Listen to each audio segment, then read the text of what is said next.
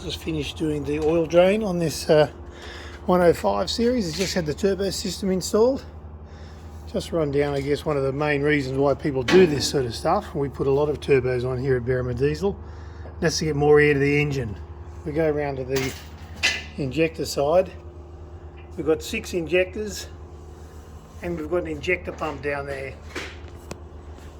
And they're all giving lots and lots of fuel to that engine, but it has to suck air through the air filter, whether it's down the snorkel, whatever you've got, into the engine all by itself, whereas we've got 6 injectors and a pump supplying fuel, so plenty of fuel. All these bigger plunger pumps and bigger injectors are all just petrol guys that don't know what they're doing, because there's no need. You can blow this engine up 3 times over with the standard pump and injectors.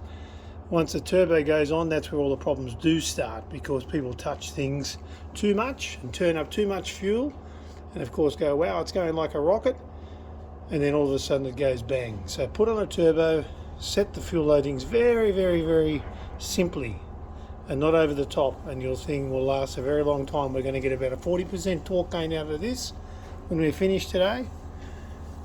That'll mean lots more towing power and pulling power, which is what's needed for this thing with the caravan going on the back. And that'll be safety all the way around. But you start talking, some of the ones we see in here, which are 70%, 80%, 100%, 120% more power than a standard 1HZ.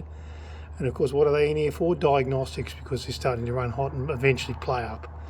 So a turbo that's installed correctly doesn't need an intercooler, doesn't need pump mods, doesn't need injector mobs, just needs the thing setting up correctly. You can see more of these videos. Keep watching our Facebook, YouTube, Instagram, Snapchat, or look us up at berrimadiesel.com, where you can find out more about turbocharging your diesel properly.